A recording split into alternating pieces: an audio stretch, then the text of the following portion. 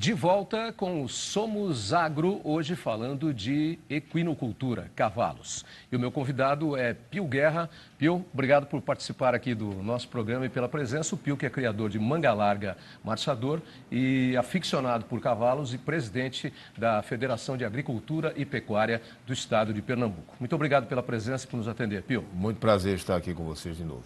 Bom, Pio é um apaixonado por cavalos e um dia, num evento que teve em Recife, o Pio me convidou para jantar, né? E saímos de um leilão e fomos jantar. E no caminho, no trajeto, nos 40 minutos que a gente levou do local do evento do leilão até o nosso jantar, o Pio me deu uma verdadeira aula de cavalo. E conhece como cavalo como ninguém. E eu queria que você contasse um pouquinho dessa história, de onde vem todo esse conhecimento, essa paixão e essa criação por grandes campeões de Manga Larga Marchador. Bom, renovar a satisfação de estar com você, estar aqui na Terra Viva.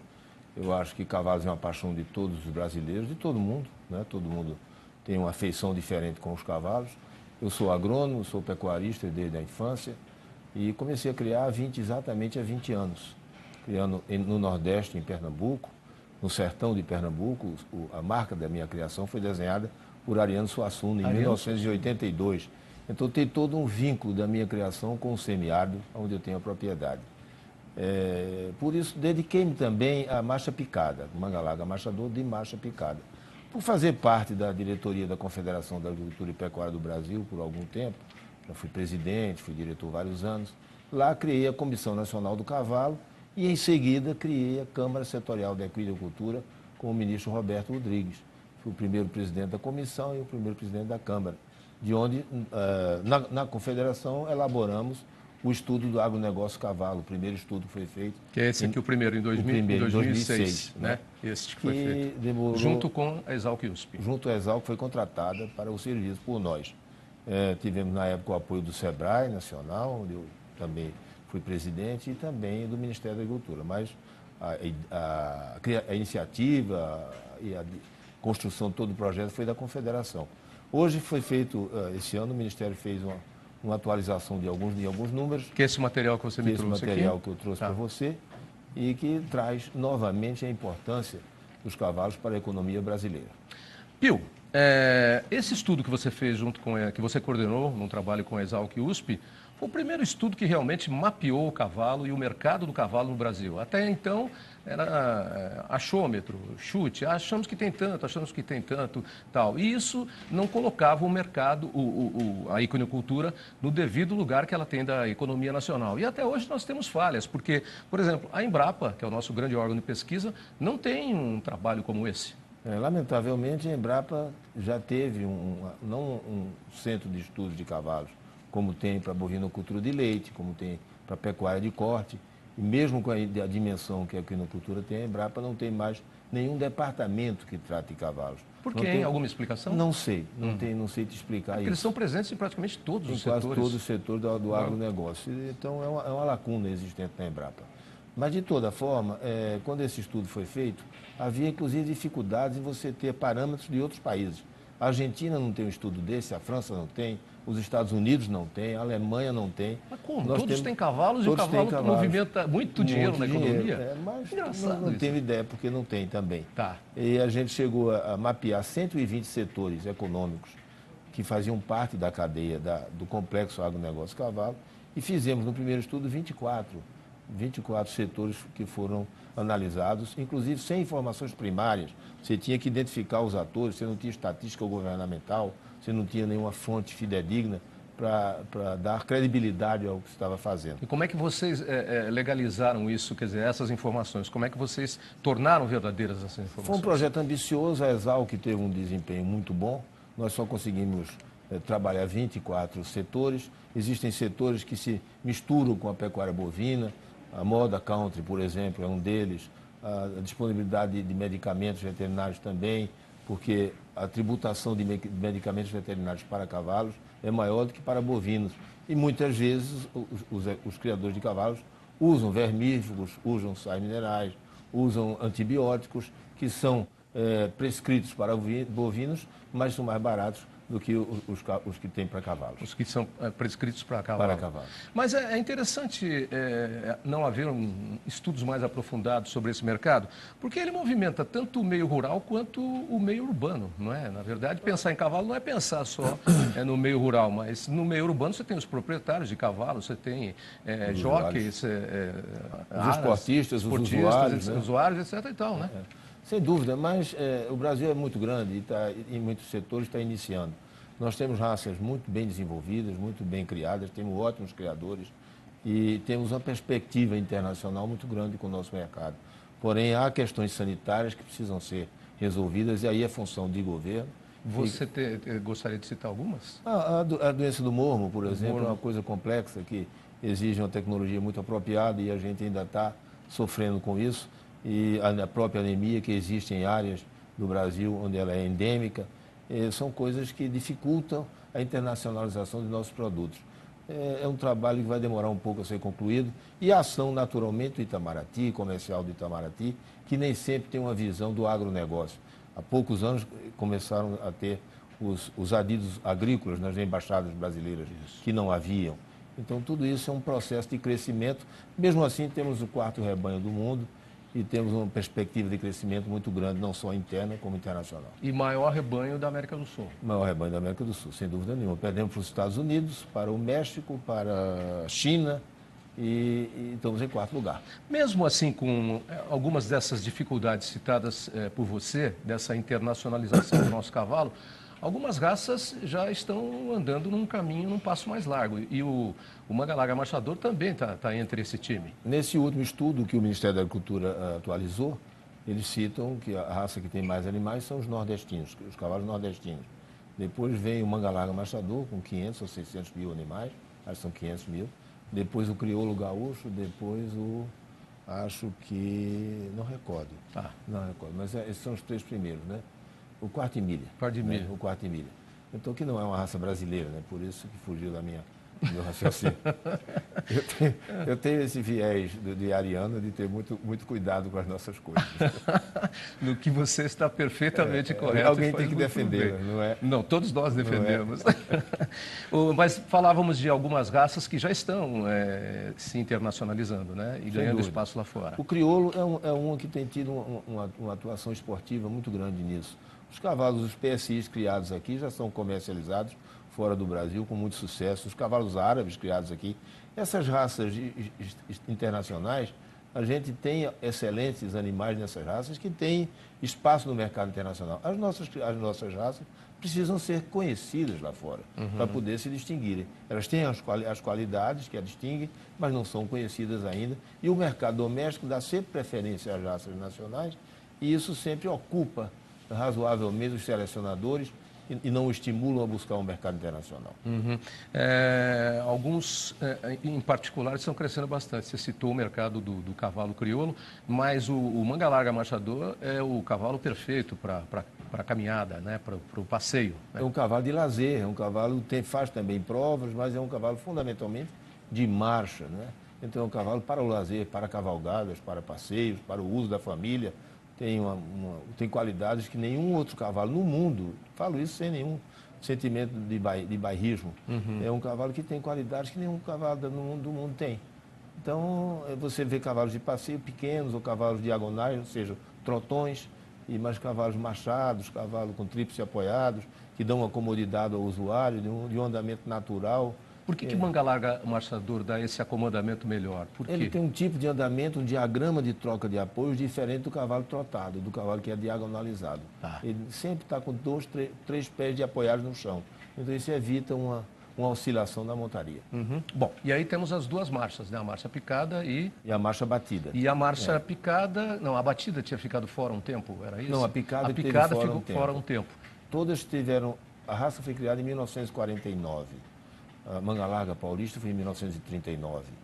Então, em 49 surgiram os Manga-Largas mineiros e tinham como andamento marcha picada ou batida. Mas Depois tiraram a picada do padrão racial. Ficou só a batida? Ficou só a batida e depois, em 2002, por aí, voltou voltou-se com a picada, que eu sou criador de picada. Desde então. Você vai explicar isso para a gente, qual é a diferença entre uma e outra, no nosso próximo bloco, onde nós continuamos conversando desse importante mercado, que é o mercado do cavalo no Brasil e no mundo. De volta com o Somos Agro, eu continuo nossa conversa com Pio Guerra, presidente da Federação de Agricultura e Pecuária do Estado de Pernambuco, criador e grande conhecedor e estudioso da equinocultura no Brasil.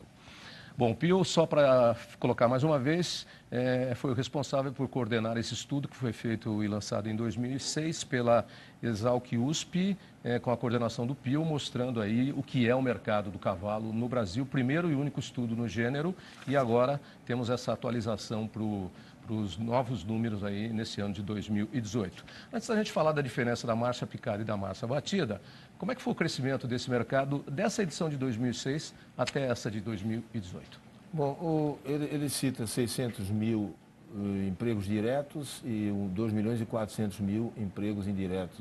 3 milhões no total. 3 milhões. É um número semelhante ao estabelecido no estudo anterior. O faturamento é que aumentou de 7 milhões para 16 bilhões, de 7 bilhões para 16 bilhões de reais. Por que mais que o dobro? Eu acho que isso, o sistema de cálculo que o governo federal estabeleceu para definir o que é o setor primário e o que é o setor secundário, incluiu novos setores que não tinha no passado, como sendo o setor primário. Tá. Então, aí, isso deve ter acrescido significativamente esse número. E onde esse mercado está? Quer dizer, na compra e venda de cavalos, mas também em tudo que envolve a comercialização de cavalos, a venda de cavalos, a preparação dos cavalos, a criação dos cavalos, o que acontece dentro da fazenda com algumas coisas.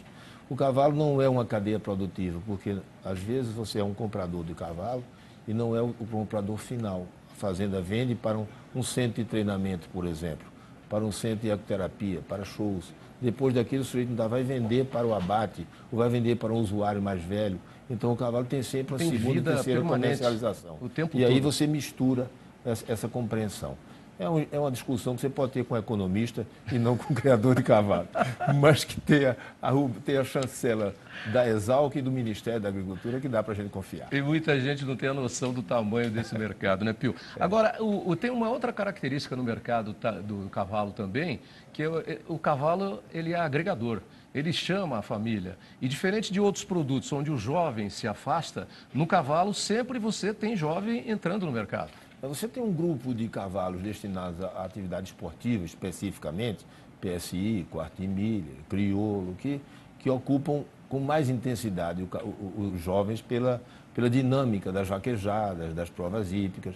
E tem o manga-larga, que embora tenha também esse lado nas suas seleções e nas suas provas, ele tem um contingente enorme da família rural brasileira e da família urbana brasileira que usa o cavalo como elemento de lazer, de satisfação de criá-lo, de montá-lo, de desfrutar com a natureza, de interagir com a natureza, que só o cavalo dá. É um cavalo de fácil criação e de muito fácil uso, né? Então, isso permite à mulher, ao velho, eu tenho 68 anos, já estou por lei como velho. Para com isso, eu estou com 61. Ao velho, a usar o cavalo, a criá-lo e a se apaixonar por ele, e as gerações futuras vão nesse caminho também. E o cavalo, depois de domado, ele se torna extremamente dócil, muito próximo do ser humano, né? E hoje nós temos novas técnicas de doma que melhoraram bastante esse relacionamento entre homem e animal. São técnicas que vieram para melhorar a qualidade de vida do animal. Certamente, há uma compreensão maior da necessidade de se ter uma interação com o animal.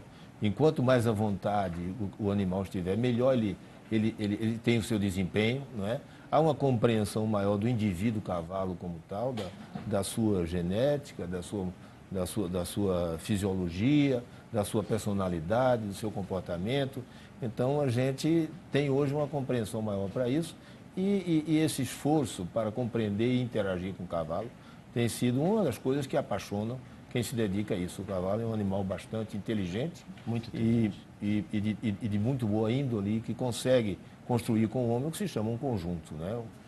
Bom, vamos para a marcha picada e a marcha batida? Vamos. Qual a diferença entre uma e outra? Quando você montar, você vai ver a diferença grande. Mas, é que eu não monto, Pio. De um modo geral, a marcha batida é muito mais difundida no Centro-Sul, porque A Associação do Mangalá Machador passou um certo tempo sem ter a marcha picada em seu regulamento, e isso prejudicou a seleção de marcha picada por alguns anos. Mas hoje voltou. Hoje já se foi reincorporada em 2002, se não me falha a memória, e já tem uma dimensão no Nordeste, ela é majoritária, né? Marcha picada tem um volume maior do que a marcha batida. É um cavalo tão bom quanto de batida, tem um tipo de andamento diferenciado. Qual é a diferença desse andamento? Um é mais tríplice apoiado, de marcha picada, então o cavalo tem menos oscilação em cima na sela. Mais confortável? É mais confortável, você não tem... E o de batida precisa ter muita qualidade, e só os especiais têm essa qualidade, porque ele tende para diagonalizado, então ele dá mais um atrito maior em cima do que o outro. Então você tem sabores para todos os gostos, né? Então... Vem cá, você formou aí grandes campeões ao longo desse tempo todo de criação e fez agora também a grande campeã nacional, na Nacional de Belo Horizonte, mais outros campeões lá. Como é que foi o seu ranking lá, a sua posição no ranking na última Nacional? Bem, eu comecei a criar em 1998, então eu faço 20 anos agora. Ao longo desse tempo, eu crio, como te disse, no sertão de Pernambuco. O Aras é o Aras? Coldelaria da Cavalgada. Tá. Né? Novamente, uma palavra mais portuguesa do que Aras. Né? Tá. Então, a Coldelaria da Cavalgada cria há 20 anos e a gente já fez, ao longo desses anos, 14 campeões nacionais montados. Né? Isso dá muito orgulho a todos nós, porque é mão de obra local, são as dificuldades locais que existem no Brasil todo, lá são maiores ainda. Tivemos a cautela de, ao longo, pela pouca experiência que o Brasil tinha com marcha picada, trazer treinadores da Colômbia, que tem um histórico muito grande nessa área. Isso nos ajudou muito em entender a montar em cavalo de marcha picada genuína, que é um pouco diferente da marcha picada que é ensinada, que é encartada, como se diz dentro da raça. Agora, para quem acha que é fácil formar um campeão, não é não, né? Ou fazer uma seleção de raça, rapidamente conta um pouquinho sobre isso, porque aquele dia lá no Recife, você me deu uma aula disso. Falou, não é fácil não, você chegar a um biotipo, né, como você quer. Pernambuco tem uma história eu tenho criadores bons, muito bons, tem uma posição de destaque no país com relação à marcha picada especificamente. E essa história de aulas, tem lá um criador, Zé Félix de Limoeiro, que é uma pessoa encantadora, e eu recebi um grupo de criadores do Ceará para comprar animais, fiquei até 2 horas, não vendi nada, da manhã. E no outro dia eles visitaram o Zé Félix disse, mas você vai com o Pio Guerra para a fazenda? Porque é uma aula. Eu digo, eu dou aula e você vende o cavalo. Quer dizer, esse negócio de professor não vale nada. Vender é outra história. É outra história, que eu não sou bom nisso. Mas, de toda forma, a gente cria já, eu tenho 160 e poucos animais, já há 20 anos, é um trabalho, eu só faço provas com os animais nascidos na fazenda. Isso é uma coisa difícil de fazer. Hoje você já tem criadores em situações econômicas muito boas no Brasil todo, grandes criadores, com recursos veterinários, com recursos técnicos, com poder de compra, de melhorias, de transferência de embriões em larga escala, que façam com que o processo deles seja muito rápido. Modestamente vamos caminhando, e acho que estou satisfeito com o que estou fazendo. O mercado brasileiro está bom e a tendência é de crescimento para os produtos que estão ligados ao cavalo? Eu acho que com esse crescimento, com esse boom que o agronegócio brasileiro está tendo, e se impondo ao Brasil e ao mundo, e fugindo da regra geral do que aconteceu com a economia brasileira. Com todo o Brasil, mais de 15 anos, né? E finalmente ele aceitou assumir essa condição de importância que tem para o Brasil e está sendo compreendido aqui e fora dessa forma. E vários setores da economia agropecuária estão tendo um desempenho surpreendentemente bom e rentável em algumas coisas. Mas uma coisa que a gente nota, Pio, é que todos os núcleos ligados às diversas raças, todas as associações, todas elas de cavalos estão se profissionalizando cada vez mais, agregando associados e buscando um perfil e um aperfeiçoamento para os seus produtos. Quando a economia rural prospera, e tem acontecido isso, todos os dados estatísticos mostram isso, a economia das atividades agropecuárias acompanha. Então é muito mais fácil você justificar a um plantador de soja que a família dele use cavalo, ele tenha gosto por aquilo, tem o prazer de criar animais de qualidade, de adestrá-los, do que a um aplicador da Bolsa que está aqui morando numa cidade estressada e não tem, às vezes, tempo para isso. Já que você tocou nesse assunto, o nosso assunto é cavalo, mas você é presidente da Federação de Agricultura do Estado de Pernambuco. De modo geral, assim, como é que está a economia, a agricultura no Estado de Pernambuco? Pernambuco, em um minuto. Em um minuto. Pernambuco cresceu 18% a 19% do ano passado, o seu PIB agrícola nesse ano. E isso não se deve a grandes coisas, além do que a chuva. Nós passamos 6 anos com seca.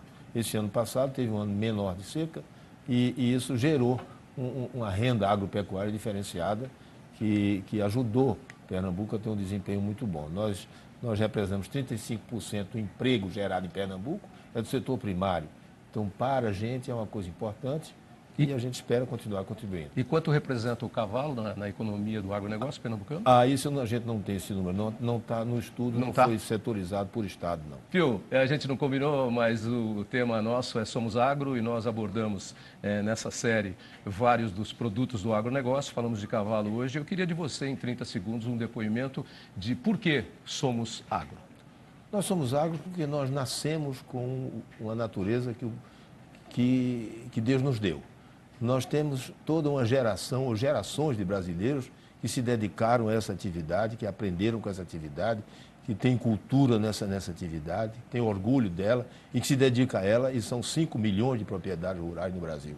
Então, a esses agricultores, a esses pecuaristas, são os grandes responsáveis pelo que o Brasil não tenha sofrido o que poderia ter acontecido nesses últimos 10, 15 anos, onde a inflação foi controlada, as exportações nos permitiram ter negócios e dinamizar a economia, e nada parou, porque a agropecuária não deixou. Por isso, somos agro. Somos agro. Pio Muito obrigado. Muito obrigado por prazer. aceitar o nosso convite. Foi muito bom revê-lo e conversar sobre essa paixão que você tem por cavalos. Você que é criador de Manga Larga Marchador, Marcha Picada e também presidente da Federação de Agricultura do Estado de Pernambuco. Foi um prazer revê-lo. Muito obrigado.